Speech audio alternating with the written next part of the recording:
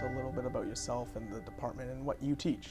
Well, I'm the coordinator of the Community and Justice Services program here at Mohawk College, and what we do is we try to get students ready and understanding a bunch of different systems: the correction system, the Ministry of Youth and Correctional Services, and also how to look at various aspects of the legal system and how it relates to offenders and also victims. Can you tell us a little bit about the history of your program?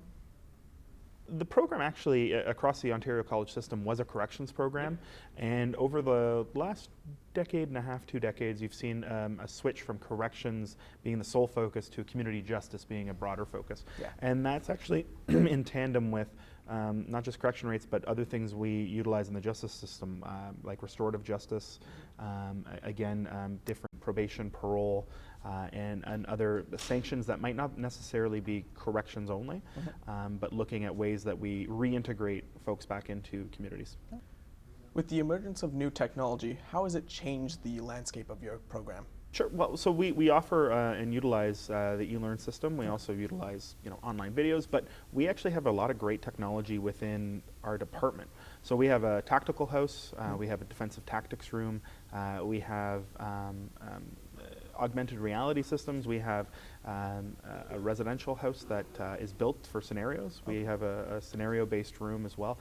We have things like a fake convenience store front and things like that that help folks utilize and learn some of those hands-on and practical skills. And what we're really doing also that's interesting is our program, I should say that our first year of the Community Justice Services program is a common first year with police foundations and protection, security, and investigation. So we'll have students that move across all 3 of those programs between first and second year. So we'll have them coming from all directions and also saying, maybe this is a better fit for me. And it's a really nice option in a college system to literally lose no credits while transferring within these 3 programs. Okay. How is your program different from the other programs provided at other schools? Well, I think actually our scenario-based training is so strong.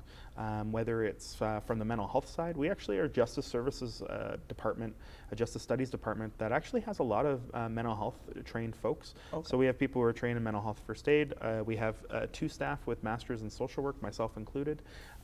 We have people with backgrounds at Canadian mental health. So that's kind of interesting because policing and the justice system in general and corrections are all noticing and realizing there's a huge component of mental health with the populations we work with, whether they're offenders or victims of crime. And trying to make sure that people understand those dynamics is so vital to a robust system. And what's great too is because of the sizes of our system, we're able to utilize a lot of local resources quite well, including a partnership with Six Nations Polytech for some Aboriginal content as well. So it's been a really, really interesting time in our Justice Studies department, but in CJS specifically, I think we stand head and shoulders above other programs. When I go to Community Justice Services conferences and I see what's happening with the other programs, our breadth of understanding of not just corrections, but also that residential piece, the victim services piece, the mental health piece, the counseling piece, that allows for a 2-year experience in our program that I think really is fulsome and really offers a lot of options for students leaving. Okay.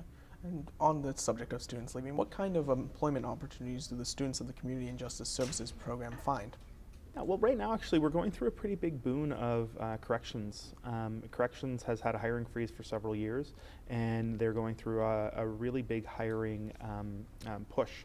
So they're talking anywhere between 2,000 and 4,000 new hires in that system over the next few years, which has been very, very huge. Something I'm noticing, I come from a social work and a residential worker background, and I'm noticing that our students are starting to get hired there as well in bigger and bigger numbers, partly because residential managers are noticing that their clientele are actually having a great deal of higher rate of conflict with the law, that they're seeing a lot more court issues, probation and parole issues, and sanctions that it's helpful if people working in those fields actually have a working understanding of the criminal justice system and the issues involved, what it's like for somebody coming out of prison, what it's like, with somebody who might be going to prison and things like that, or jail. So that's been really, really helpful. And then also we see the hiring in things like victim services, shelters, really good frontline work involving mental health, but also the law. What are the requirements for applying to your program? We offer direct entry from high school, so high school credits and the usual. But also we do have a pre-justice program in our cluster, so if you're not able to make it into CJS, Police Foundations, or Protection, Security, Investigation, we do have a pre-justice program, and that pre-justice program is actually pretty helpful for getting students into that college mindset. It's a one-year program, that pre-certificate. We also have advanced studies afterwards, and we have had a lot of students also go directly into a direct entry into a second-year criminology program at universities as well. So it's a nice mix across the continuum, but in college you find that practical, hands-on experience with professors who are either currently or have recently been working in the fields at high levels. So I find that to be a really nice mix. What advice would you give to prospective students of the Community and Justice Services program? I would actually mention that students should do three things right off the bat. One is develop a relationship with the coordinators in the programs, like email them, call them, ask if you can come in and see the facilities, have an understanding of how the program works. The second thing I would have them do is seek out students who are currently in the program, whether it's through the college or whether it's finding them online. And the third thing I would have them do is actually create a social media profile on LinkedIn, where they're able to actually look at subject matter experts in the field and develop an understanding of how things work with subject matter experts within the fields. What kind of advice would you give to your graduates, either graduating this year or next year? One of the things I'd recommend for them is to utilize all the services that the college has to offer. To go to McCase's, to go to other areas of the college where we actually help you with developing your resume, working on interview skills, working on your online presence and profile, and things that can help you be as competitive as possible within the industry. Also to attend the extras. Our program actually does have a lot of extras.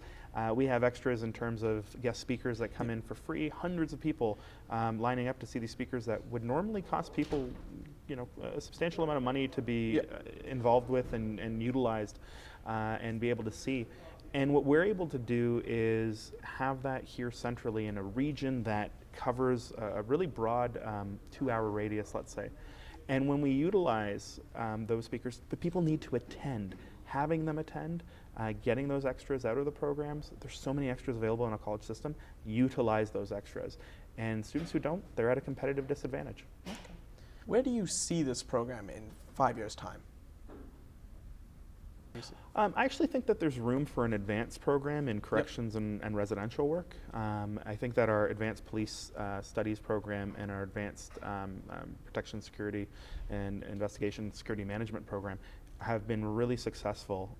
And I think that CJS could have a very solid program where we utilize graduates of the social service work, graduates of community and child and youth worker, and graduates of community and justice in a way that it teaches them those advanced skills to get them even more career ready. Is there any last thing that you'd like to say towards your students or your graduates or people looking to join your program? I would just like to say that and ask that folks remain connected with students, that graduates understand that their advice can help students in a big way, especially those who've been successful within the field. Also to connect, to utilize the online tools there are within the college and that college community to connect and reflect the best possible professional presence. That, remember, it's a competitive field. The helping fields broadly are competitive in that there are only so many jobs and a lot of folks that do have some background. So it's really important to make sure that you utilize all the advantages. I have a new daughter, and I always sort of whisper in her ear. She's less than a year old, so maybe I'm brainwashing her, but I'm always trying to tell her, take advantage of your advantages.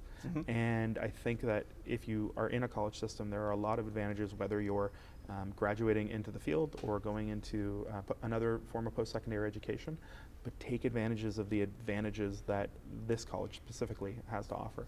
And I think if you do that, you're gonna be on a good road for success. Yeah, perfect. Well, thanks so much for joining us today. Thanks for letting us know about your program. Oh, I appreciate the time, Nicole. All of us. Appreciate it. Thank you.